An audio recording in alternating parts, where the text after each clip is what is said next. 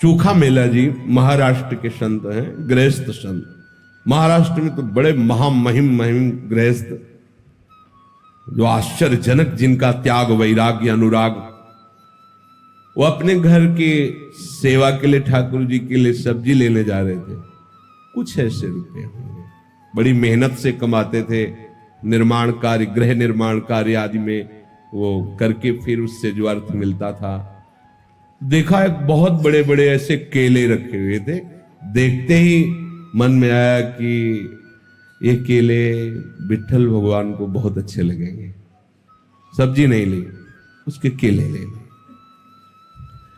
मंदिर में अंदर प्रवेश का तो अधिकार था नहीं। दरवाजे पर खड़े हुए आवाज लगाई कि ये केले का भोग लगा दीजिए विठल भगवान को। भगवान की बड़ी विचित्र लीला होती है। कुछ पार्षदों ने, निजी सेवकों ने उनको धक्का मार करके बाहर किया। बोले तुम क्या समझते हो, 2-4 बार नाम ले लिया तो इतने बड़े भक्त हो जाओगे कि तुम्हारे हाथ का छुआ हुआ भगवान भोग पालेंगे।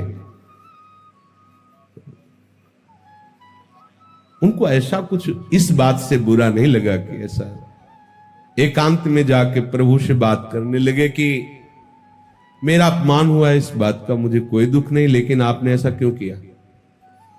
हमारे हृदय में प्रेरणा की और फल देख करके मेरे मन में आया कि आप पाना चाहते हैं, आपके लिए ले गए। तो मुझे ऐसी जगह पैदा ही क्यों किया जो आपको पसंद नहीं सेवा। आप तो सब कुछ कर सकते थे ना, फिर आप चलो, फिर आपने चाह क्यों प्रकट की। ठीक है, यदि आप ऐसा है तो फिर इस शरीर को रख के क्या करेंगे, क्योंकि ये शरीर आपकी सेवा के योग्य नहीं ना। आज से अन्न जल बंद और इस शरीर का हम त्याग कर देंगे। जब तक आपकी सेवा के योग्य मैं नहीं होऊंगा तो क्या इस शरीर को रख के करें।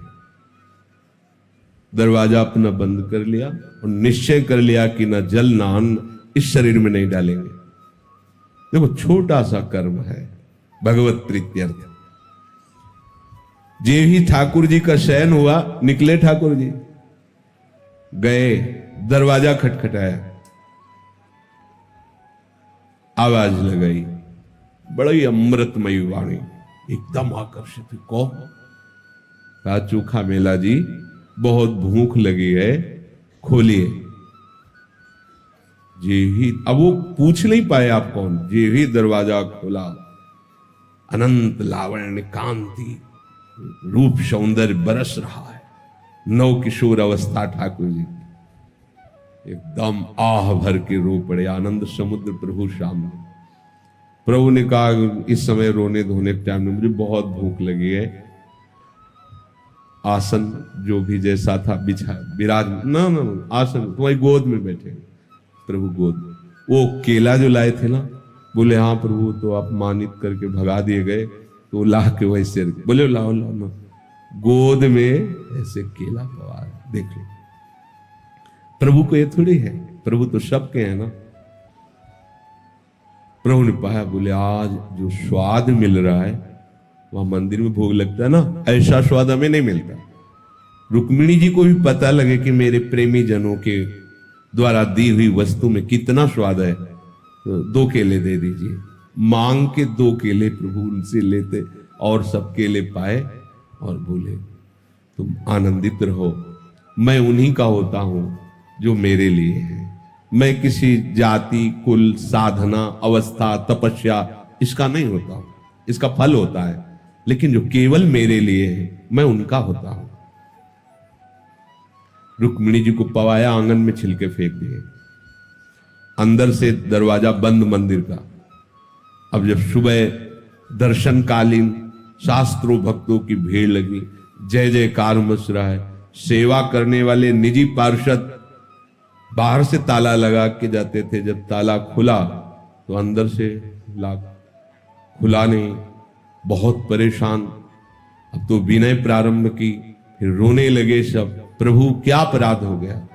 बोले जब ये दरवाजा तभी खुलेगा जब चोखा मेला जी को आप लाओगे और वो कहेंगे दरवाजा खोलो, तुम खोलेंगे। बोले प्रभु अभी जाते। बोले ऐसे नहीं, पालकी लेके जाओ, चोखा मेला जी को पालकी में बैठा के लाओ।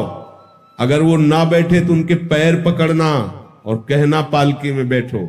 ये वही लोग हैं जिन्होंने धक्का दिया कि तुम्हारे हाथ का भगवान कैसे पाएंगे। भगवान शिक्षा दे रहे, अगर वो ना बैठे तो उनके चरण पकड़ना, क्योंकि वो दैन्य हैं, वो शायद ऐसा ना करे, तो तुम उनके चरण पकड़ना, उनसे विनय करना, उनको बैठालना। और जब वो पालकी में बैठ के आएंगे और यहां दरवाजे में कहेंगे खोलो प्रभु, तो हम खोलेंगे नहीं, नहीं दरवाजा खुलेगा ही नहीं, अंदर से सब लाग। अब उनके तो प्रकट और आंतरिक दोनों जीवनाधार श्री विठ्ठल भगवान ही है।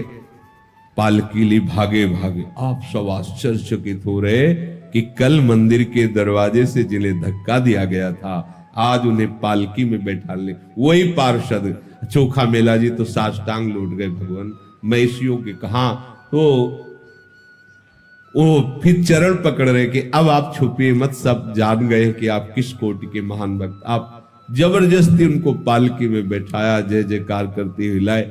मंदिर में जब आए तो आंसू बहाते चोखा मेला जी, प्रभु बस करो बस करो, अब तो खोल दो।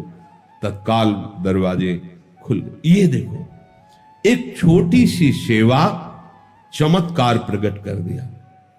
यदि हम आठों पहर प्रभु के लिए, तो कैसा जीवन होगा, विचार करके देखो आप।